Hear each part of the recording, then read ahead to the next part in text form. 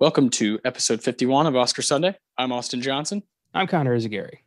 And today we're going back to 1959 to talk about Anatomy of a Murder, which received 7 nominations at the 32nd Academy Awards.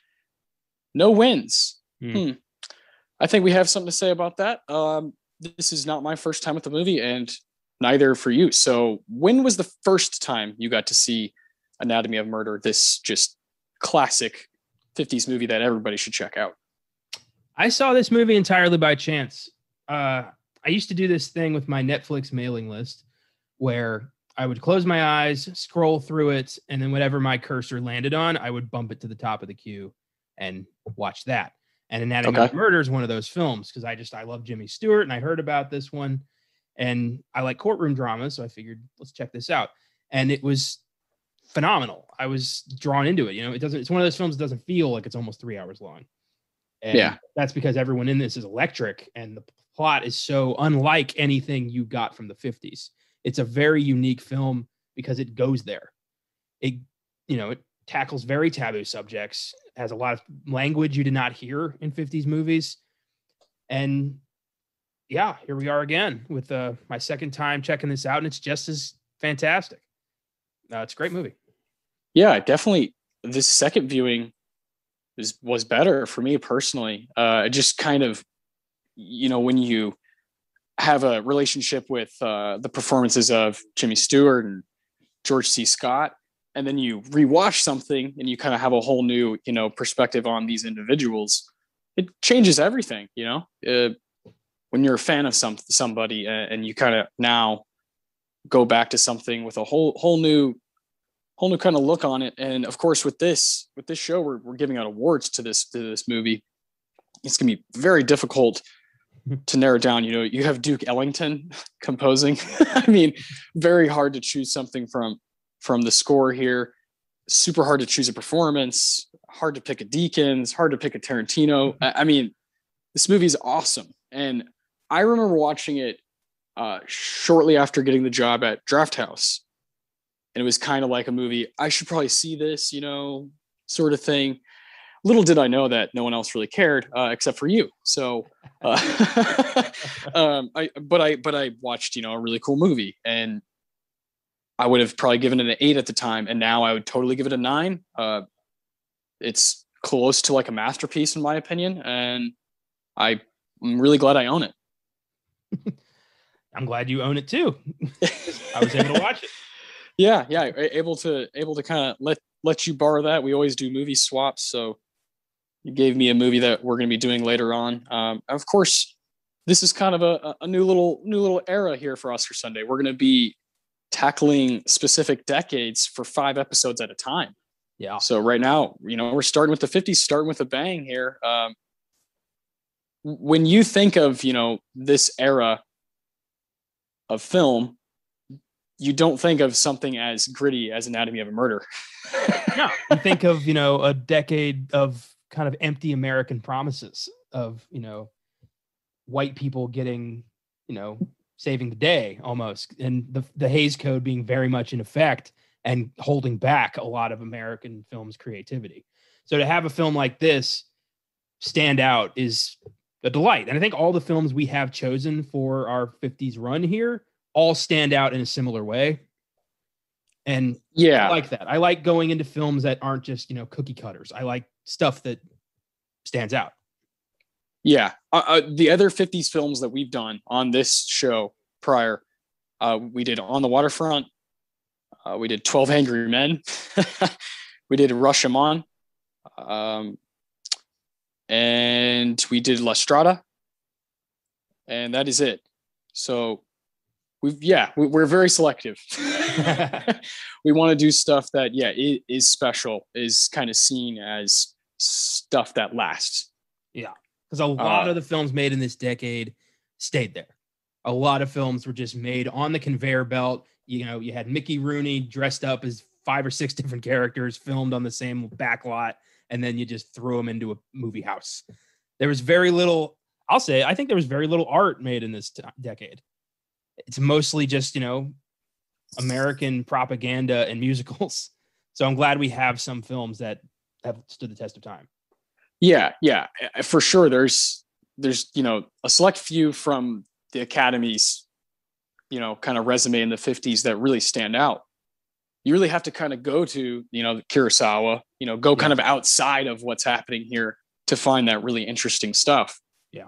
The 40s and 50s are because of that fucking Hays Code, right? You know, you're dodging all kinds of stuff. So foreign films are just going to be probably a bit more, you know, gritty, entertaining, and honest.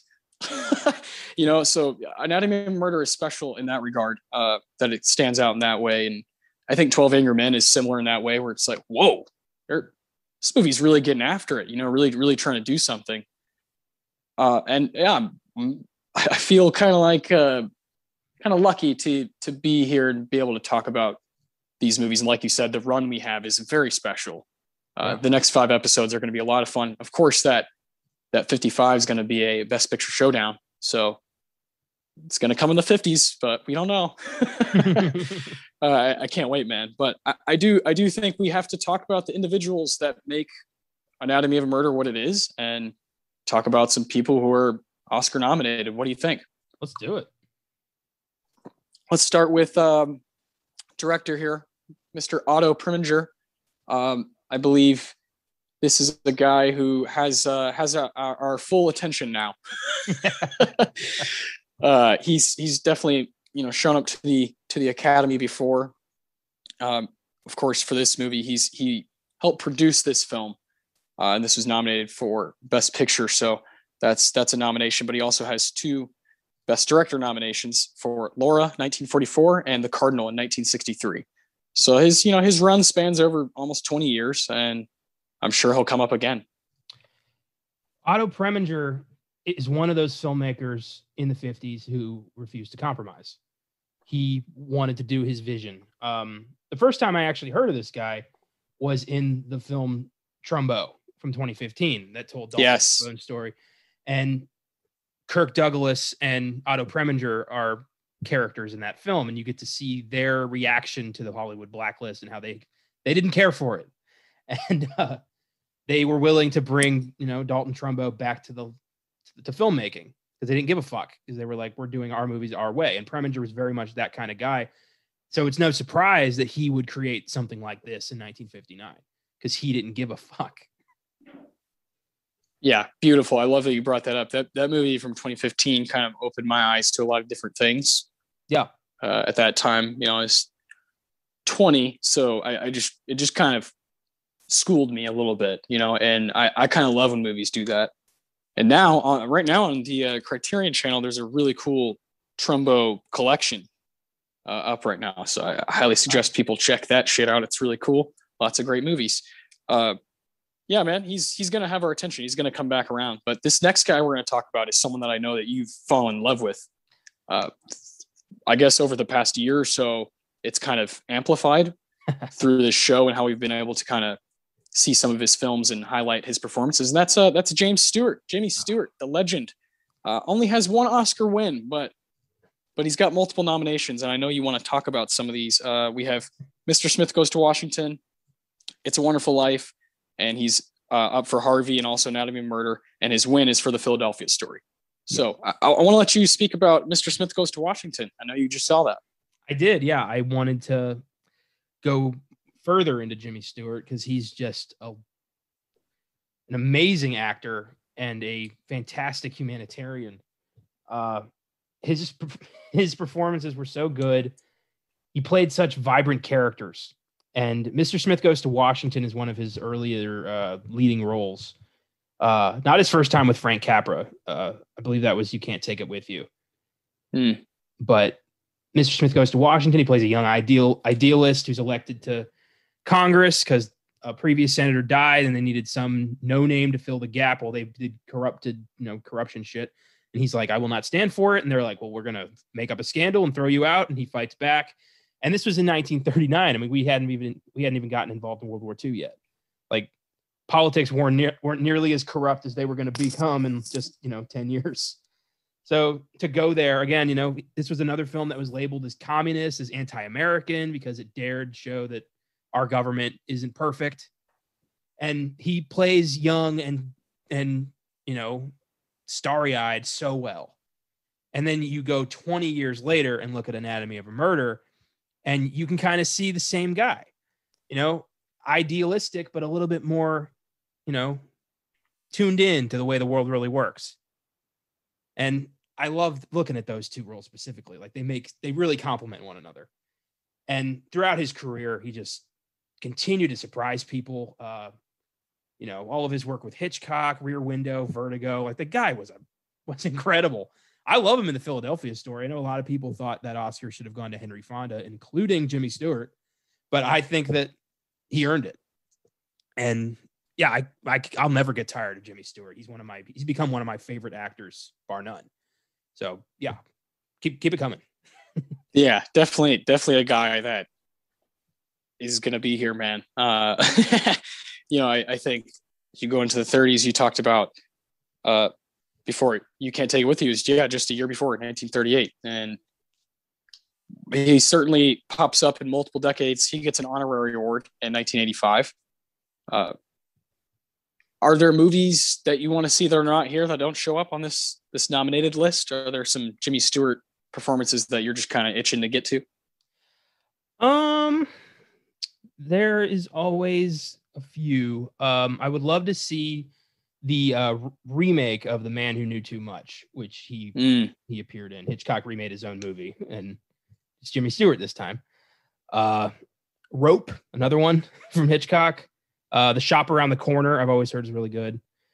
I do want to point out that I found out about 10 years ago that Jimmy Stewart has kind of been in the background of my life since the beginning, because one of my favorite films as a child was An American Tail, Fievel Goes West. Jimmy Stewart's final performance. He voiced the character of Wiley in 1991. So I've been hearing his voice since I was a kid. And I think that's why I love this guy so much. Oh, that's so cool. I love that. Yeah, it's something that pops up on his IMDb and just, wait, what? What is that? That's part of my childhood. Yeah, it was crazy. It was like, what? That's Jimmy Stewart. My God. Oh, man, what a guy. Yeah, got an awesome run. I would love to do, his win, straight up do Philadelphia Story. We got to talk about that a long time ago on the show. He's a total legend and is knocking out of the park every scene in Anatomy of a Murder. Just totally honed in, understands exactly what the screenplay is trying to do, and just kills it. Want to talk about Lee Remick, who is not nominated here for Anatomy of a Murder, but she does have a nomination. 1962, Days of Wine and Roses. This is a random movie I kind of looked into. Oh, Jack Lemmon's also in it, and so I definitely have this one on my list now. I think she, does a really good job here in this movie, just like everybody else is. Laura Mannion, she's quite a big character in some moments, and then it's really the idea of her, right? Is that even if she's not on the screen, she's there. This story revolves around something that happened to her, and then a retaliation. So I think she does a really good job of just being present without even being present. And that's a powerful thing to do in a movie. And that also just kind of gives credit to the director and everyone else involved. And I really liked her performance in this movie. Yeah, I think she's great, considering she was the second choice. They tried to get Lana Turner for God knows how long. And eventually they gave up and pursued Lee Remick. And I think she's fantastic, especially since this is a very challenging role for a woman in the 50s to play a rape victim, to play a sexualized character. I think she knocked it out of the park. I think she gave this character dignity while at the same time showcasing the kind of person she had to be for this performance. And that's not easy. So good for her. Yeah, she's great. Of course, you and I are big fans of 1976, The Omen. So got to bring that one up. Really cool movie. One of the best 70s horror movies that I've seen anyway. Yeah, she's great. I got to give her a shout out. She has a nomination outside of this movie. So again, starring alongside Jack Lemmon. So I got to see that one. Got three more performers I want to talk about. Next one is Arthur O'Connell. Yeah. This is another guy who is familiar with the Oscars. And I mean, to me, is quite possibly a PSH nominee here. He is so good, so good in this movie, and kind of has a storyline that's underneath the whole time, you know, with the drinking and whatnot. And it's just really cool, really cool. His little journey that happens throughout, and some of his lines are the best. He's I agree that his stories, you know, like it's not your primary focus, but you are kind of paying attention as he, you know, kicks his alcoholism and pursues Miss Pallant to the ends of the earth, meaning Canada. I like that. I kind of want to know more about who he is, because, you know, you get the vibe that he used to be somebody very important in this town. Yeah. And he lost it all through alcoholism and maybe, you know, some bad cases that went wrong. But Jimmy Stewart still believes in him, still keeps him around, because he knows that there's still a lawyer in there, still somebody who can pursue right and wrong right there. And he's going to help him find his way back. It's nice.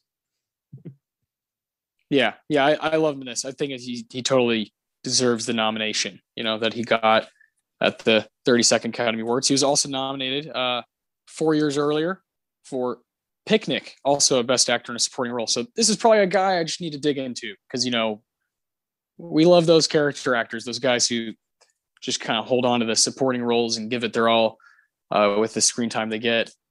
He's great. He has some of his lines towards the end of the movie just kept me just kind of hooked. You know, the screenplay does that a few times, where you just can't stop watching, no matter how long it is. You know, a lot of my favorite movies are long, and they have that quality where it's just continually what the people are saying keeps you, what the fuck is going to happen next, you know? And this guy, Arthur O'Connell, is a big part of that. Eve Arden, next up here. Now, this is a really cool performance as Miss Rutledge. She pops in and out, you know, and it's kind of like a firecracker. And really, her and James Stewart just have an awesome kind of tandem. Really enjoyed her on the screen in this movie. She's nominated, not for this one, but she was nominated for Best Actress in a Supporting Role for Mildred Pierce in 1945. So yeah, got to shout her out, man. And I think she's great in this movie. Yeah, it's always nice to have a character who can break some balls. And yes, she's very much, you know, keep them, you know, she keeps their ego in check the whole movie. Like, hey, reminder, you're a small town lawyer who can't afford to pay their secretary, so shut up. And yeah, exactly. Her character's great. Yeah, she was wonderful. I thought the trio of, you know, Stewart, O'Connell, and Arden, them three together, was just an acting clinic. It was brilliant. But shit, you know, my favorite guy of the bunch is Mr. George C. Scott. Oh, man. Oof. This guy has become kind of a legend on this show, just like James Stewart. And we'll add this one to some of our favorites. Of course, he's nominated in this one, nominated for The Hustler. He won for Patton, awesome movie. And then he was also nominated for The Hospital. So yeah, the guy's got a really cool resume for this. And then he's also done just so much cool shit aside from these four movies. I mean, you and I got to do a fun episode on Filmgazm over Exorcist 3. Yeah. And he's fucking lights out in that movie. You know, in this thing he doesn't need to care about at all. Him and Brad Dourif decided, let's fucking do this, you know? And it's so exciting because he does that every time. I don't think George C. Scott was able to phone in a performance. I think he brought everything to every role he'd ever played. It was just who he was. He believed in the craft so much, he refused to compromise it. I mean, you know, refusing the Oscar for Patton because he didn't believe acting was a competition. I mean, that's some balls. I love this guy. I mean, as you know, I know he's difficult to work with and seems like a sour motherfucker, but he's one of my favorite performers. And I know whenever he's involved that he's going to be giving a great performance and it's going to complement the film. And I've yet to be disappointed from him, really. I mean, the Changeling I thought was okay, but he was lights out. So Exorcist 3 is still probably my favorite performance of his, just because of he didn't have to care. He did. I don't know. This guy's so complex. Yeah, we're never gonna. You give us a million podcasts, we're never gonna figure out George C. Scott. No, we did an episode on this show on Dr. Strangelove, and I mean, there's another one where he just crushes that shit. Yeah, he's the man. He's on the same level for me as, like Burt Lancaster, where this show has just put them into a different stratosphere in my mind. Yeah. Of just kind of like my favorite performers that are Oscar nominated people. He refused the award for Patton and he's like, I refuse to even be nominated for The Hustler. He just didn't really care. So, but we certainly care about him here and want to remember his work, Yeah. He died in 1999 and just left a hell of a career behind. I find it interesting that Anatomy of a Murder is George C. Scott's first Oscar nomination and Jimmy Stewart's last Oscar nomination.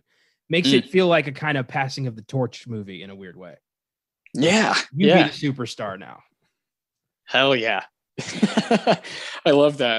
I love kind of little sentimental things like that. It's really cool because those two guys, obviously, we really care about. So it definitely has value. A guy, George C. Scott, who is literally going against him too in the movie. So that's awesome. Yeah. And he's such a slimy bastard too. Like George C. Scott's this, big shot lawyer from the city who comes here to make sure justice is served. But it's so undercut just the way he, jabs at Jimmy Stewart the whole time. It's great. It's watching these two guys just kind of, fist fight under the table almost. Yeah. Yeah. Essentially. Oh man, so good. Well, those are the performers. I really want to always highlight the people that have nominations here or outside of this movie, whether it be James Stewart or Eve Arden or George C. Scott. And I also want to bring up 3 other people that are kind of on the crew. First, we'll start with Sam Levitt, cinematographer. I mean, you talked about right at the get-go of this episode that this movie has kind of just lasted. Looks good. And it checks out completely. Some of the shots in this movie are fucking incredible for a courtroom drama. Yeah. Really paying attention to what's best to look at, what's most intriguing to look at right now. And some of the stuff with, when James Stewart is just really going in on people on the stand, there's some shots in that are, I see people copying today, or in A Few Good Men, I saw that copied. I very much appreciated what Sam Levitt offered here. He won Best Cinematography for The Defiant Ones, 1958. He was nominated for Anatomy of a Murder and nominated for Exodus, 1960. So 3 years in a row, he shows up to the Oscars, and that's it. I haven't seen those movies, but I'm definitely going to watch them at some point. Yeah, I think they'll come up in my time. Yeah, I'm sure they will. Sam Levitt definitely has a skill about him. The way he frames the courtroom shots, it's, whoever is speaking is in the foreground. They appear larger, they appear in charge, and whoever's, objecting is in the background, very small. It really paints a picture of who's in charge at any given moment, and that's important for a courtroom drama, and he brings that. Yeah. He also provided the cinematography for Guess Who's Coming to Dinner. Oh. A film I know we both enjoyed. We did that when we did In the Heat of the Night. Had some fun there, some really cool movies. And of course, it's always fun to kind of add things together that are outside of the Oscar resume. Now, Duke Ellington. Holy shit. That's something that I just kind of didn't take seriously enough when I watched this the first time. You know, I wasn't paying attention enough. And then when I'm going to pick an Ennio and I'm like, oh yeah, Duke Ellington does the score. The fuck am I going to do here? You know, Duke Ellington and John Coltrane, 1963 is like one of the best albums I've ever heard in my life. And then the guys, when a guy does that and also does movies, you've won me over, you know. And you do movies that I like, you know. There's people who have done that, you know, like of course Trent Reznor, you know, Johnny Greenwood with Paul Thomas Anderson. That's the key to my heart. Is making kick-ass albums and being able to kind of write really cool scores and just contribute in that way. Do you have a kind of history with him at all, listening, or is this a guy you're a fan of? I mean, he's a titan. I love the score for this film, but really I haven't really pursued jazz all that much. I don't have anything against it. It's just never been something I've hunted down.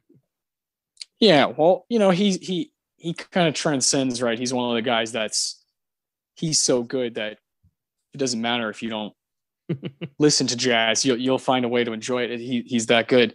In a Sentimental Mood. It's just an unbelievable track. Definitely check that one out next time you're doing some writing or something. He was nominated for Paris Blues in 1961, best scoring of a musical picture. But there's no need. It doesn't matter if he wasn't nominated for anything. We have to bring him up. He's huge, and he's pops up in movies all the time. You know, there's characters that, you know, reference him, shout him out. You know, because he's super iconic, and got to bring him up on this show. Last guy here from the crew, production design, Boris Levin.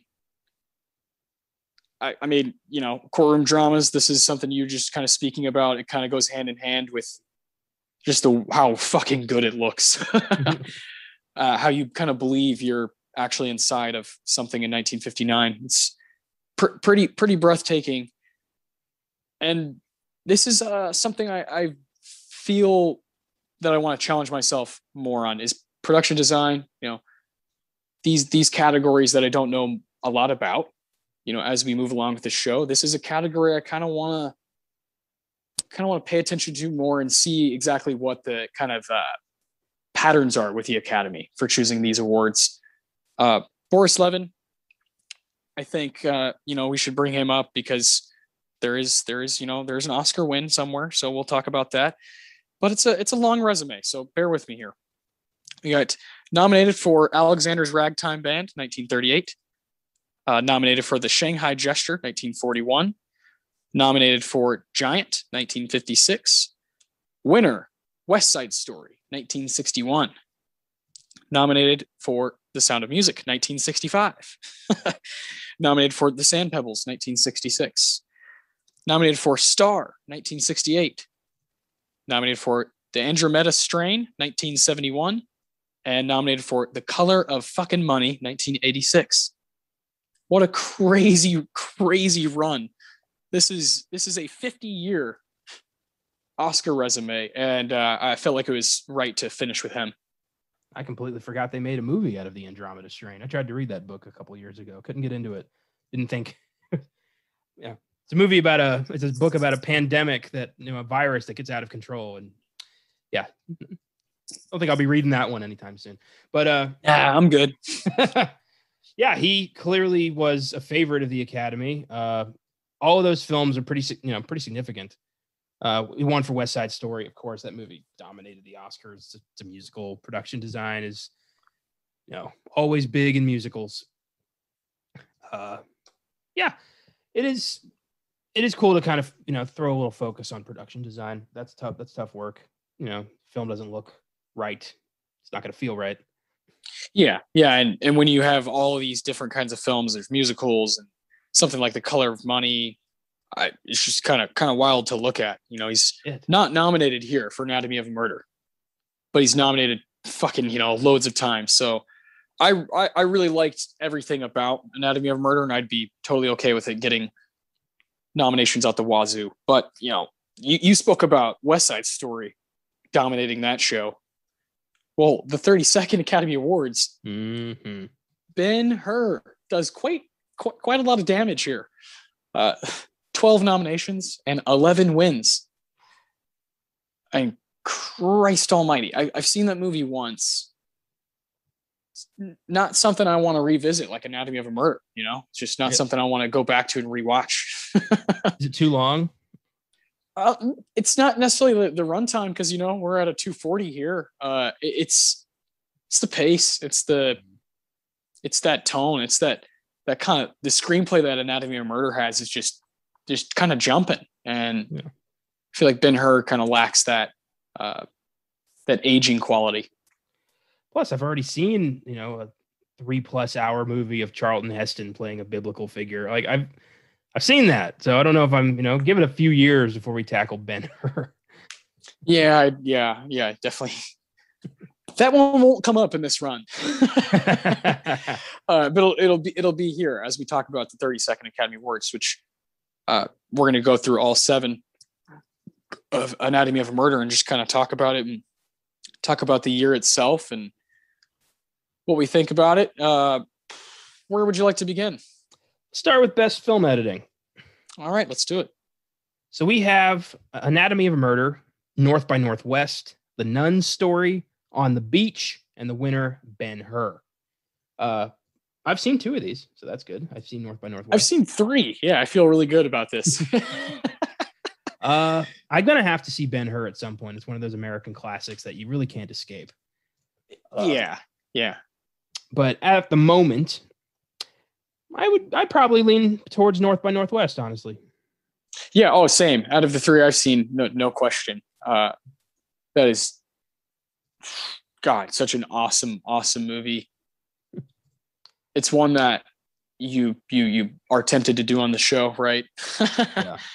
It's a classic. It's one that I'm proudly have on the shelf, and I know we can't wait to talk about it one day. When, Jimmy Stewart and Cary Grant were friends ever since the Philadelphia Story, and Cary Grant's the one who gave him his Lifetime Achievement Award at the Oscars, and it's such a moving speech from both of them. Beautiful. And yeah, so I always, associate those 2 guys together. Yeah. The 50s Hitchcock stuff is just out of this world. Yeah. Everyone thinks, Psycho is the one that put him on the map. But no, that man was on the map 20, 30 years before Psycho. Oh, straight up. Yeah. He's the most prolific dude, just maybe the best filmmaker ever, just as far as quantity and quality, just churning them out. Nobody craps out masterpieces on a yearly basis like Alfred fucking Hitchcock. Yeah. Straight up. You can never run out of movies of his to watch. It's so awesome. It's insane. From like the 20s to the 70s. Yeah, I have this random thing I bought that's just like who the fuck has this? It's 15 movies. Like, who the fuck has a collection? Oh yeah, here's my 15 movies. That it's not even. It's just a fucking pinch out of his his whole resume. So crazy. Guys are lucky to get to just a handful, and he just couldn't help himself. Yeah. He'll come up eventually. We will, we're not going to do an Oscar podcast and just ignore Alfred Hitchcock forever. He'll pop up at some point.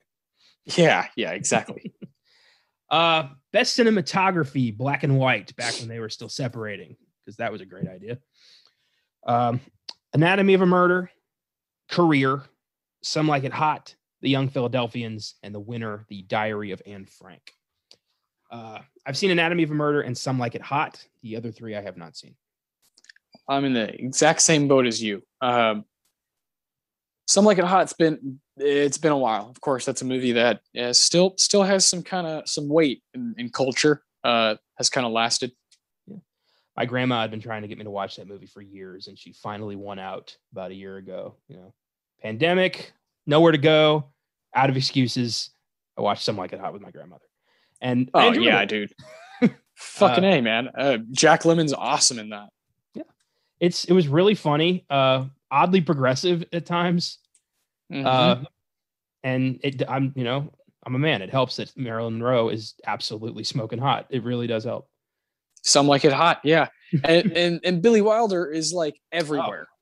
Everywhere in the Oscars. Everywhere. Billy Wilder and Frank Capra, 2 names that just keep popping up every time we do this show. It's great. Yep. Always. They'll always be here. Well, we talked, about how great the cinematography is in Anatomy of a Murder, and I'd have no problem with that film taking it, but I would like to see The Diary of Anne Frank before I make any commitments to that. Yeah, of course, always. And this is when you have them separated. It's best cinematography black and white and best cinematography color. This is one of the ones that Ben-Hur won, of course, out of 11. Yeah, and the next Oscar is the only one it didn't win. Best adapted screenplay.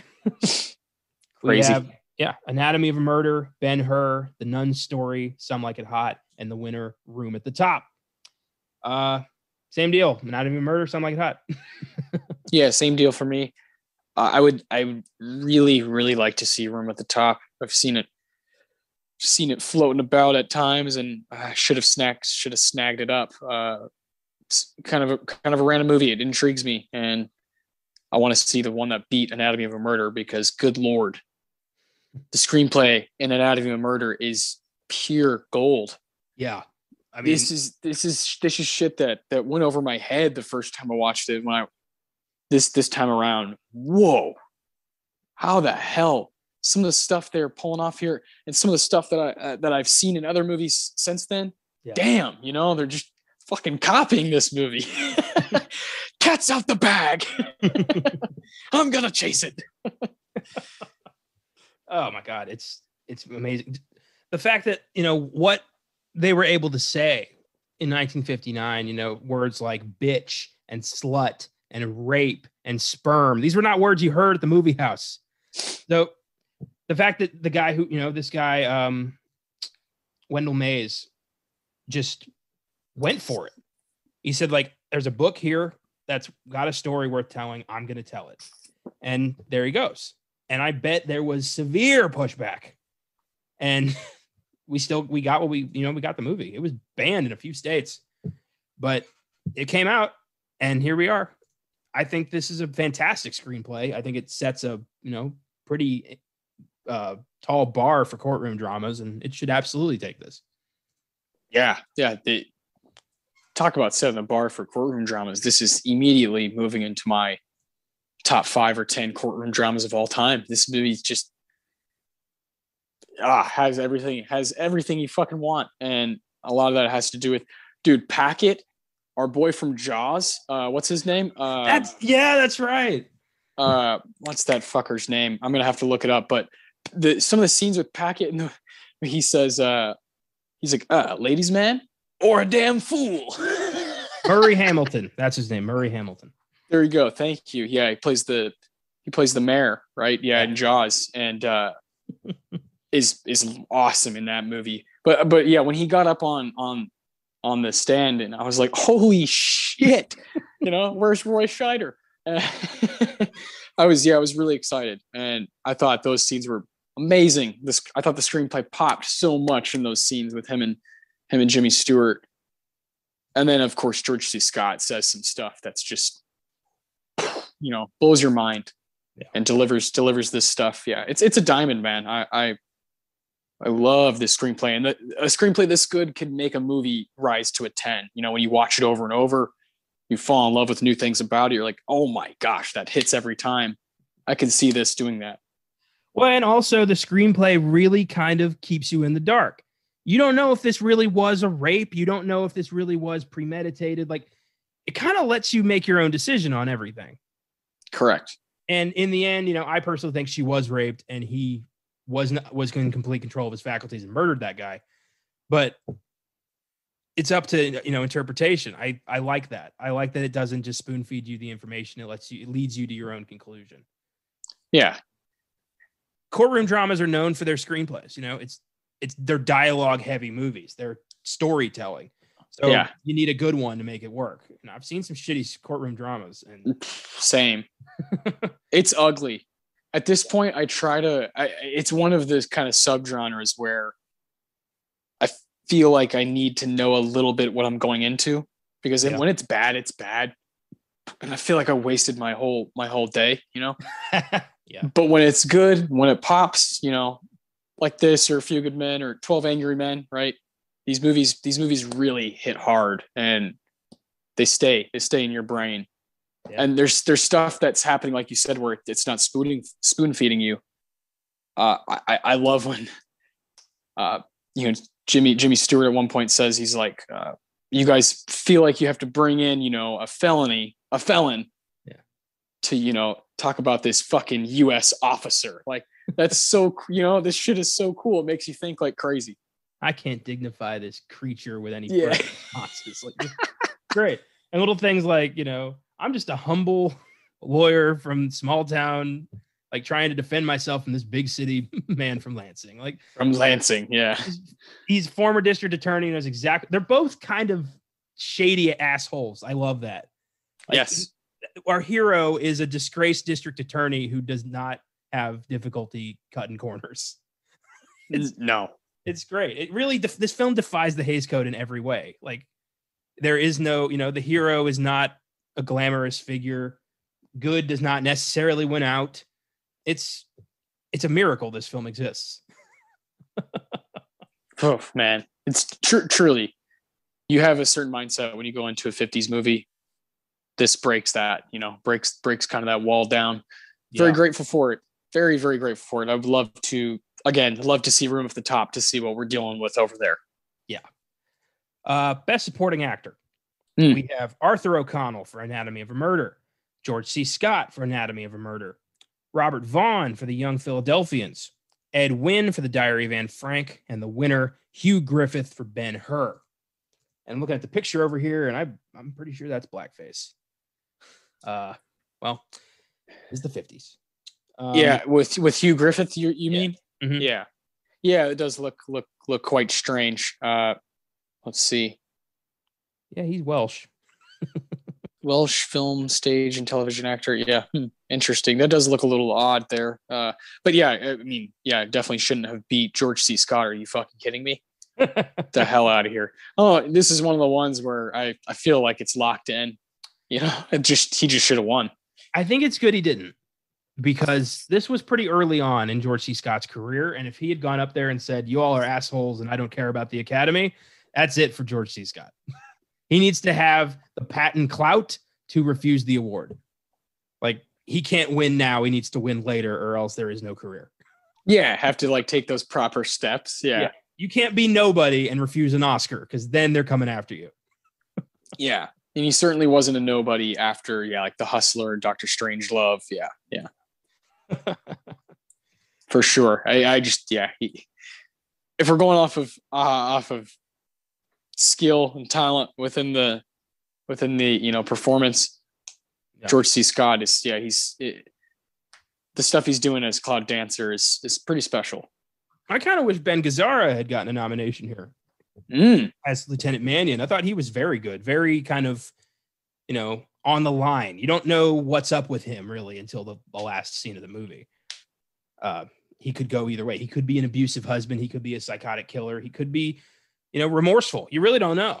He plays, in the dark. It's great. Yeah. So good. That's a good shout out.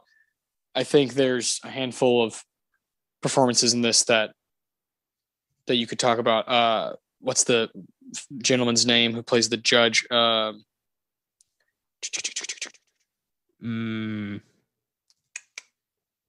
is he?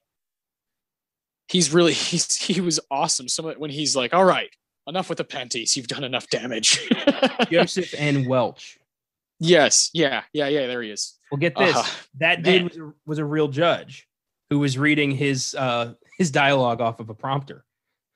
There you go. Holy shit. No wonder you totally believe that this guy's dealt with. This was the only movie he was ever in. We'll let the attorneys do the wisecracks. Yeah. He was great. He was great. I love that. Yeah. I thought he was awesome. That's so beautiful. I love that he's a real, just kind of the only guy who's like, hey, I do this in real life. He was born in 1890, died in 1960. What a life. A year after being in this movie. Wow. Yeah, he had a heart attack. Man, that's wild, dude. Yeah, I'm glad we shouted him out. Now we know something. Yeah, straight up. That a random judge can go toe to toe with Jimmy Stewart and George C. Scott. That's amazing. Yeah. Yeah, he brings him. He's like, let's go. Short recess. You two fuckers need to shut up. Oh, boy. Best actor. Lawrence Harvey for Room at the Top. Jack Lemmon for Some Like It Hot. Paul Mooney for The Last Angry Man. James Stewart for Anatomy of a Murder. And the winner, Charlton Heston for Ben-Hur. After seeing the Ten Commandments, I do believe that he probably earned this Oscar, Charlton Heston, but I do need to see the movie before I confirm that. Because I used to think he was a straight up hack after I saw Planet of the Apes. But his role as Moses really showed me like this guy can act. So there you are. Yeah. It's certainly worth a viewing to see what's going on, to have that comparison. Yeah. But Jimmy Stewart, the guy is pretty. This is my favorite role of his for sure that I've seen. He's crushing in this movie. Yeah. And he's like the perfect age where he's just kind of got all the seasoning he needs just to knock out every single line. I would love to see him have gotten this win to get his second win all time. Well, and it's just really cool to see Jimmy Stewart kind of shed a little bit of the nice guy image and play a bit of a sleaze bag at times. Just a crooked, a criminal lawyer, so to speak. That's right. That's exactly right. It's a great performance, and yeah, totally Oscar worthy. I'd like to see what Charlton Heston did to beat him. Yeah, that's always nice, right? And yeah, here's Lawrence Harvey, Room at the Top, coming up again. Looks like we need to watch that. And Jack Lemmon, I love the guy. Love him in every fucking thing I see him in. Even if the movie's fine, he's great no matter what. Yeah, he's a treasure. Jack Lemmon's a treasure. Truly. I'm looking over here at Best Actress, and I find it very interesting that Audrey Hepburn and Katharine Hepburn went up against each other. I didn't know that. And Elizabeth Taylor. Yeah, what a crazy group. Yeah. And Doris Day, and then Simone Signoret beat all of them for Room at the Top. Room at the Top. And she's a German French actress. Huh. Yeah. I'm going to seek out Room at the Top. I'm going to fucking watch this movie, and I will bring it back up one day. Fantastic.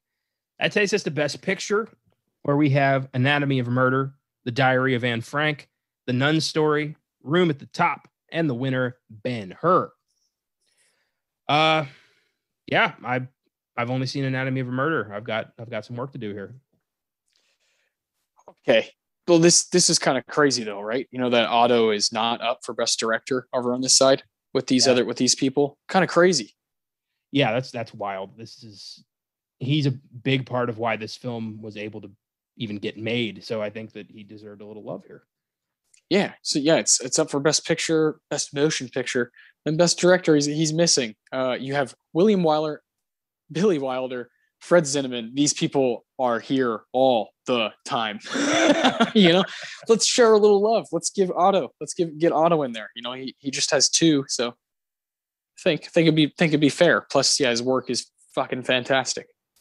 Yeah, Billy Wilder's great. I don't think that Some Like It Hot is, his best work in my opinion. Like, the next year he's going to win it for The Apartment. So he could step out for a bit, let Otto have some love.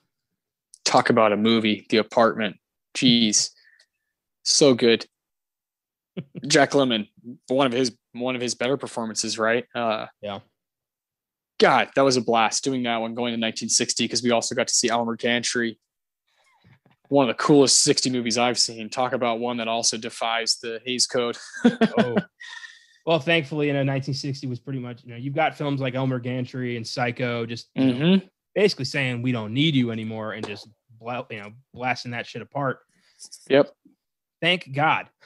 Yeah, the 60s just slowly get better and better. And then getting into my favorite Oscars decade and definitely my favorite American filmmaking decade, the 70s. So yeah, this is where it starts, with movies like Anatomy of Murder and, Elmer Gantry and The Apartment, these movies that are just kind of game changing. The 70s is what you get from 30 years of artistic oppression. Just a shit ton of experimentation and people doing whatever they want. Every idea is valid now. It's great. Yeah, it certainly is the best. Now, give me the movie. I take Ben-Hur out of the picture. Okay. Take Anatomy of Murder out of the picture. Of those three that are nominated for Best Picture, Diary of Anne Frank, The Nun Story, and Room at the Top, which one do you want to see the most? Well, Room at the Top keeps coming up. Yeah. I don't want to see that one, but at the same time, The Diary of Anne Frank is one that is, kind of legendary. I'd like to watch that, but I just know it's going to be a downer. So probably Room at the Top. Yeah, Room at the Top for sure. Nun Story is Audrey Hepburn. Yeah, I mean, I'm not like a huge fan of her. I love Catherine. So Suddenly Last Summer is definitely always been on my list. All of her 12 nominations are on my list. I want to watch all of her stuff. She's a titan. I love doing this, man. It gives you ideas of stuff to watch. It gives you a reason to talk about guys like James Stewart and Jack Lemmon. I love going back to these older ceremonies. Speaking of this ceremony, just right here, it was an hour and 40 minutes. Can you imagine? Can you imagine now that being the runtime? There is just absolutely impossible. You know what's weird? It's an hour and 40 minutes, and they had twice as many categories because everything was, color and black and white film. You know why it was only an hour 40? Have you seen the acceptance speeches from that time? It's guys going up and saying, "I'm very humbled, thank you," and walking off. Yeah, that's it. Nobody thanked every person they've ever met in their entire life and their childhood pet. Like, we didn't need that self-indulgence. Just, thank your agent and walk the fuck off the stage. Yeah. Exactly. It's hosted by Bob Hope, who did it over and over. Yeah. Clearly they had things just moving. Yeah. You don't have the cutesy, Ellen bringing the audience pizza shit. You don't have all that. I'm sure there were very few commercials. If any, was this even aired? NBC. Yeah. NBC. Okay. Hour 40. That's nice. Yeah. Can you imagine, man? Yeah. Just be. This past Oscars, so different. They trimmed it down to the bare bones, and it still went over. Yeah, it went over 3. Yeah. So. They don't know how to, restrain themselves anymore. No, not at all. Definitely a different time. Oh yeah. And I think if you don't have anything else to add to this ceremony, we can get busy with our awards. Why not? Yeah. All right. You know the drill with the Tarantino best quote or line of the movie. We got the Ennio Morricone for best music moment, the Philip Seymour Hoffman for the best performance of the movie, and the Roger Deakins for the best scene of the movie. So I'll let you start with your Tarantino. Take it away. This is obviously during one of the courtroom scenes. It's early on in the trial when the district attorney, whose name escapes me real quickly. What was his name? Which one? Lodwick. Mitch Lodwick. Yeah. Oh. When he keeps interrupting, objecting on Paul Beagler, and he goes, "Now listen, this is a cross-examination in a murder case. It's not a high school debate. What are you and Dancer trying to do? Railroad this soldier into the clink?" Because it's that slap, and he's finally like, "Shut the fuck up, man!" Like, just finally like done with this shit. Like, this is a man's life. It's great. And then that gets brought back by George C. Scott. He says, Beagler's own words. This is a cross-examination in a murder case, not a high school debate. Oh man. So cold. But so good. That initial outburst is mine. Yeah. I totally understand that. I chose probably the most popular line from the movie. Anyway, it's at the very top of if you look on IMDb quotes, it's at the very top. Okay. It's, to me, a kind of cinematic, just brilliant line that had to be put down somewhere and someone had to say it. James Stewart says it as Paul Beagler, and he says, "As a lawyer, I've had to learn that people aren't just good or just bad. People are many things." Oh man.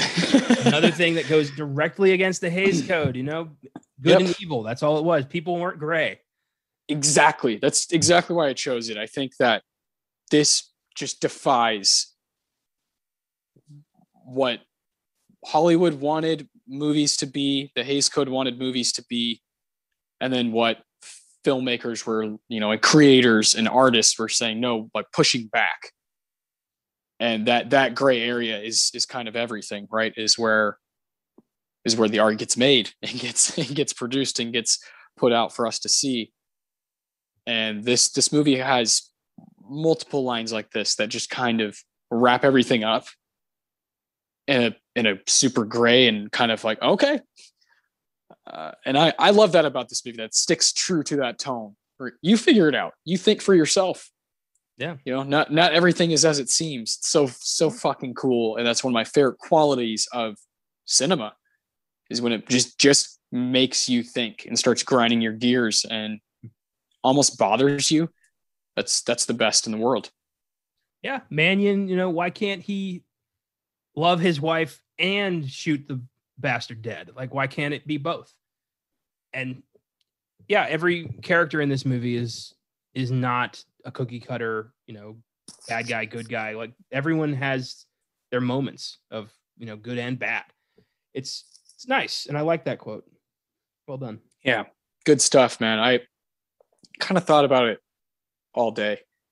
This is the award that to me is the toughest to narrow down, just because the sheer amount of choices you have. Yeah. There are many, many lines within this 2-hour, 40-minute movie that, just pop. Straight up. Yeah. I had Beautiful. Initially mine was, it's not in the IMDb quotes. I had to write it down and then I erased it for this.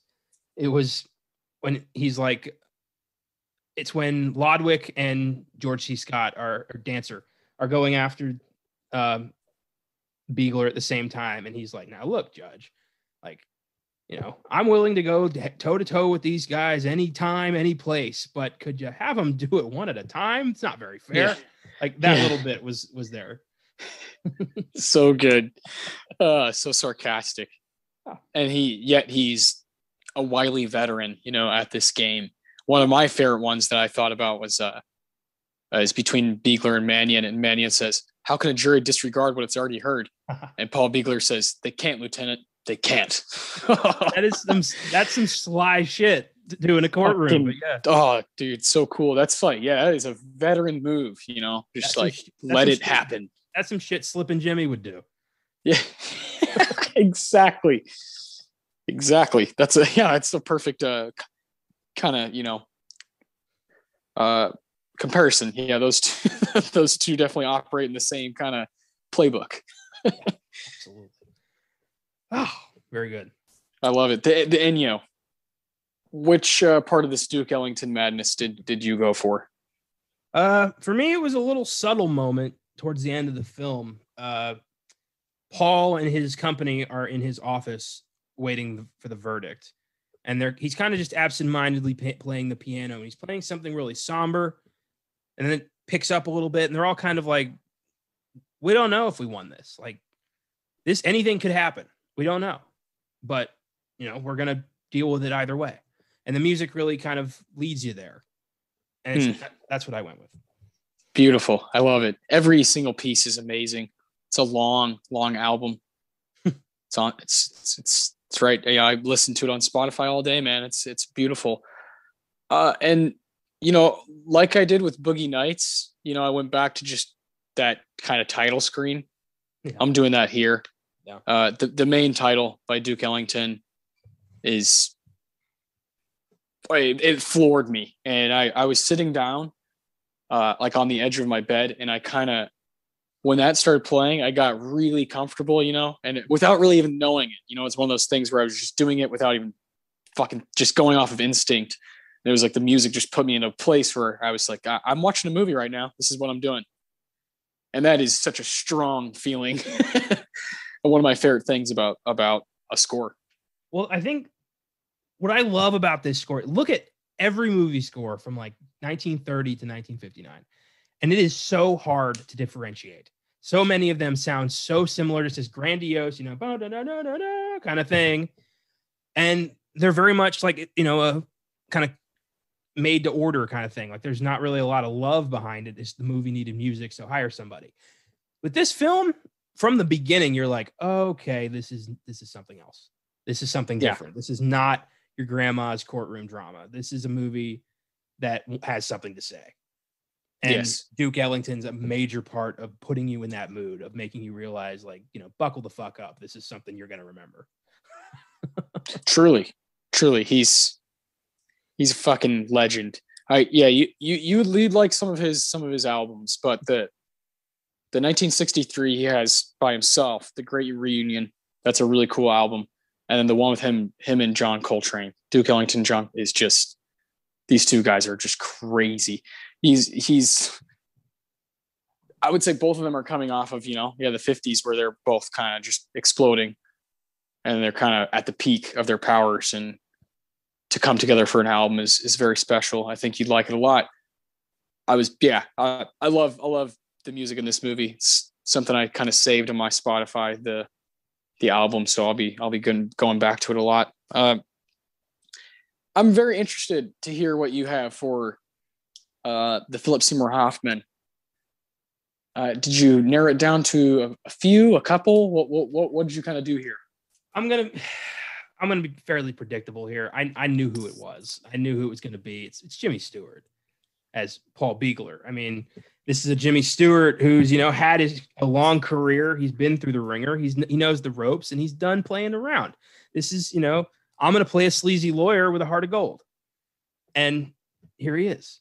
It's perfect. Just little things he does, like saying shit to the jury he's not supposed to say and having it disregarded, but knowing that's not humanly possible. And it's the way he presents himself, the way that you just feel this confidence about him. Like no matter what happens, he's going to win because he knows the game. Like this is small town America. He's the king of small town America. He always has been. No one's going to beat Jimmy Stewart in small town America. Yes. And just the little, the one-liners, the relationship he has with his secretary and with Parnell. And it's a perfect performance that, to me, very few can come close to in this film. So I had to go with my gut and pick Mr. Jimmy Stewart.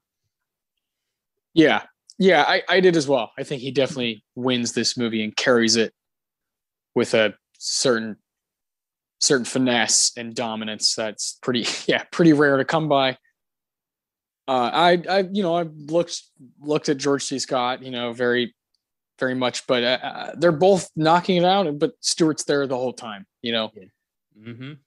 This is a long movie that doesn't need to care as much as it does. And James Stewart doesn't need to care as much as he does every fucking scene. And he does.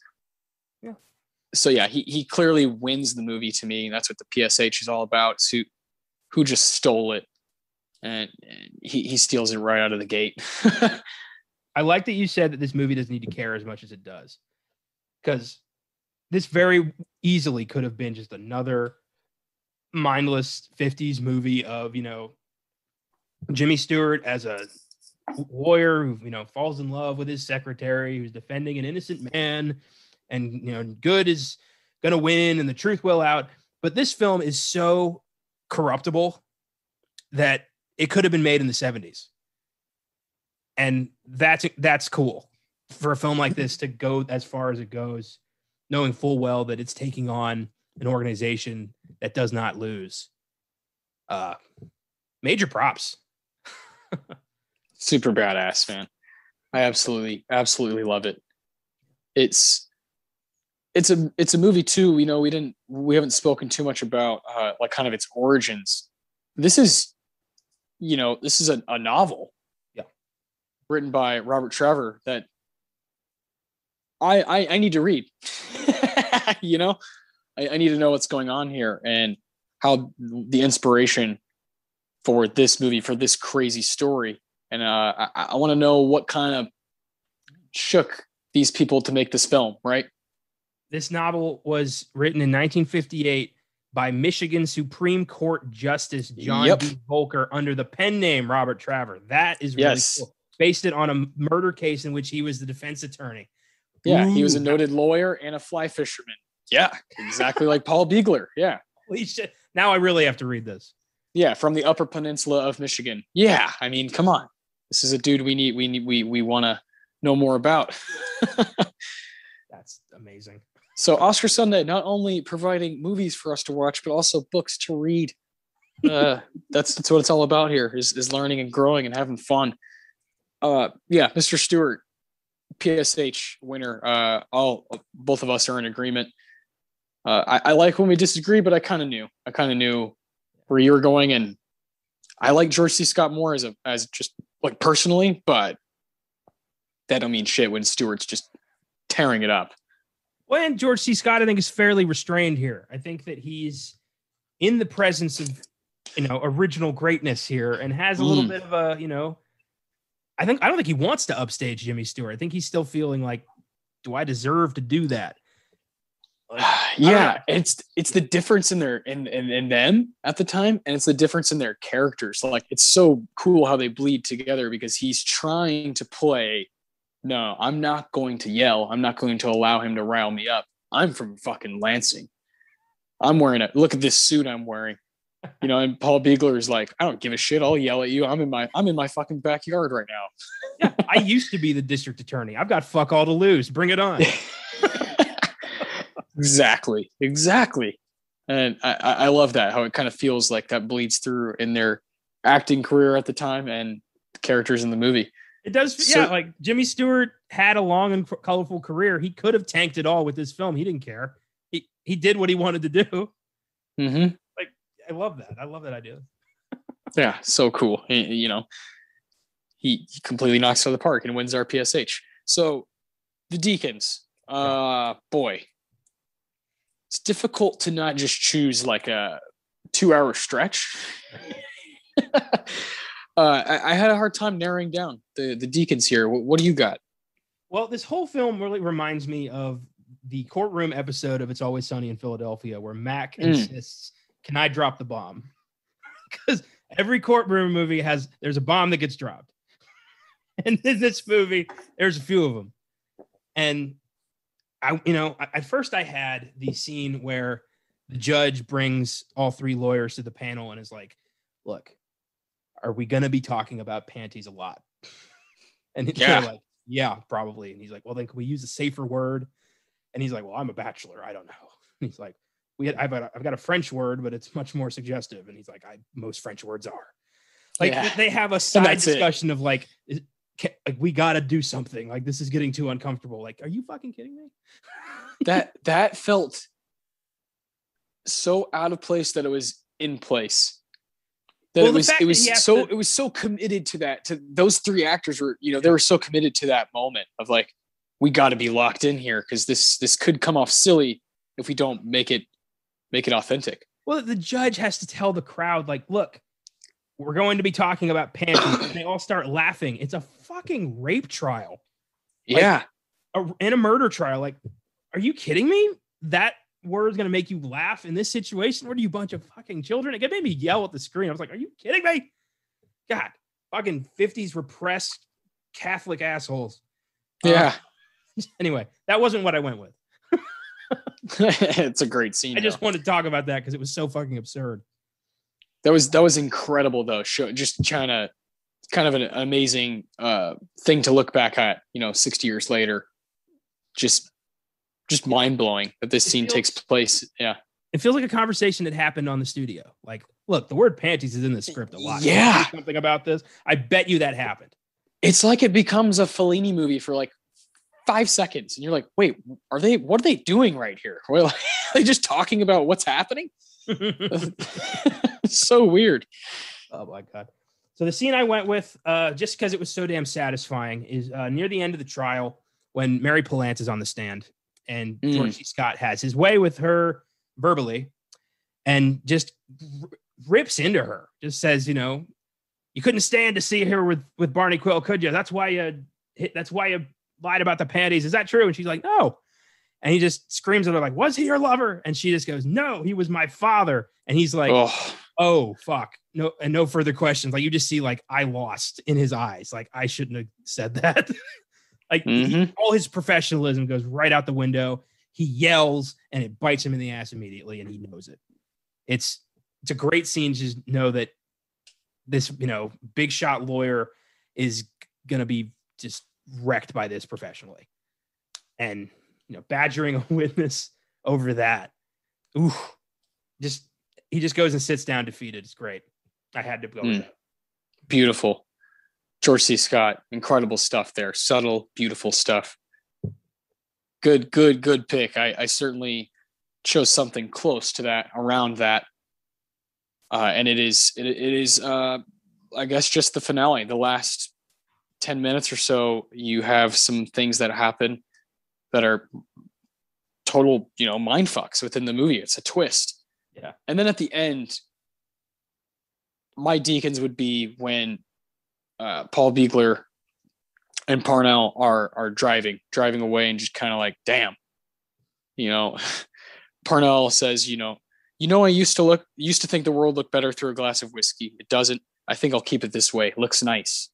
And then they're arriving to the Mannion's house, and there's a letter.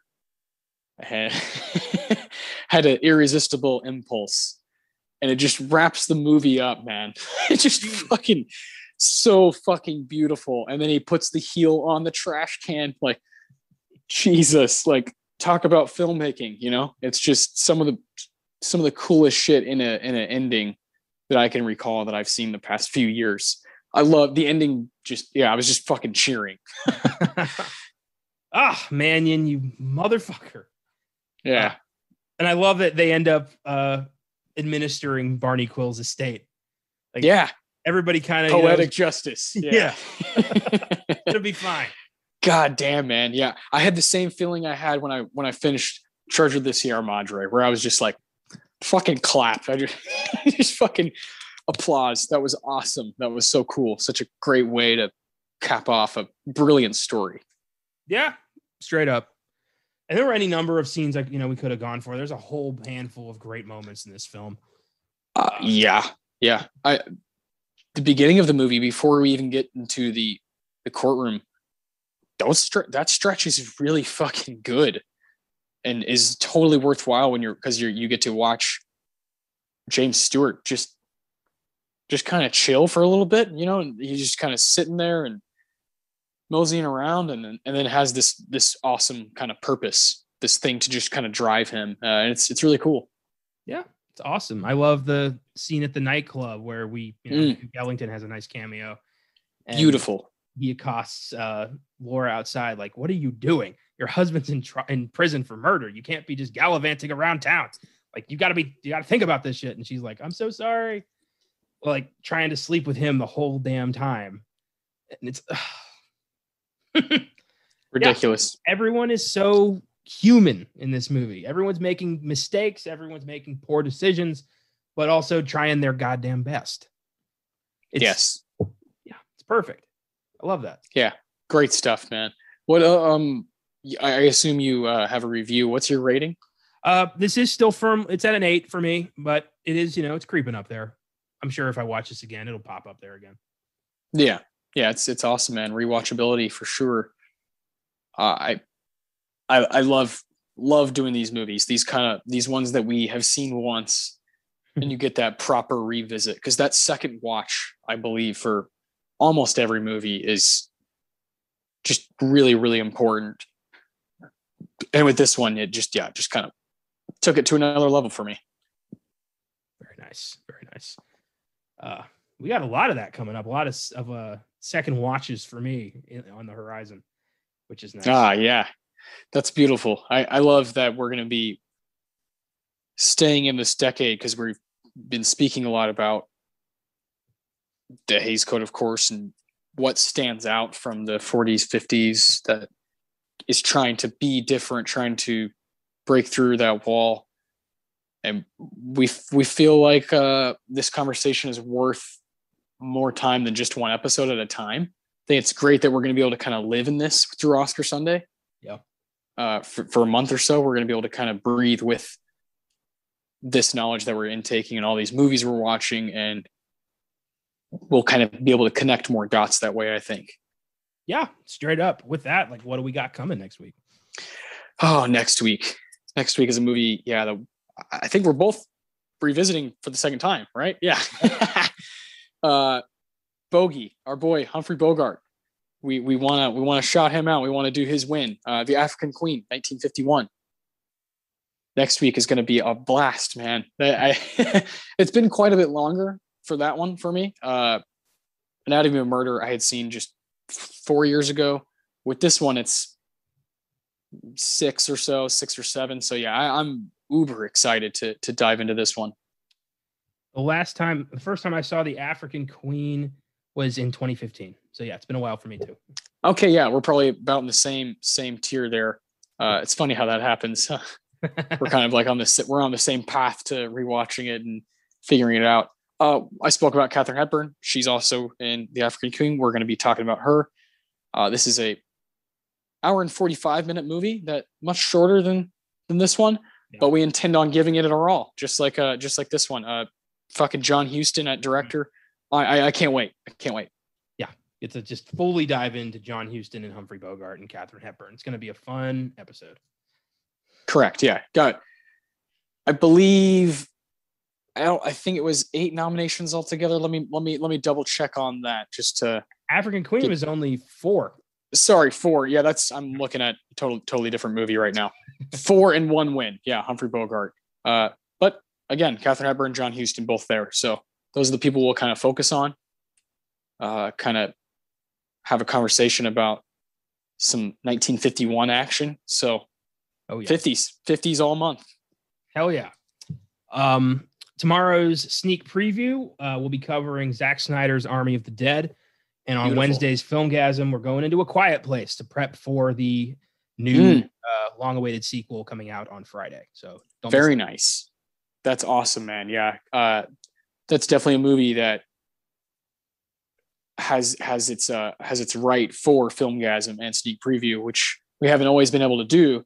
It's really cool to be able to kind of double feature horror movies in that way, because that's in our hearts. That's where they lie. That's where our hearts lie is with horror, and it's always nice to be able to pop 2 movies within 1 week that are kind of in the same realm. Oh yeah, I like being able to time the Filmgazms with the sneak previews. I haven't gotten to do that for a long time, but now that we're actually getting these long-awaited releases, I have opportunity, and I'm not going to waste it. Exactly. Love pairing that shit up. So much fun.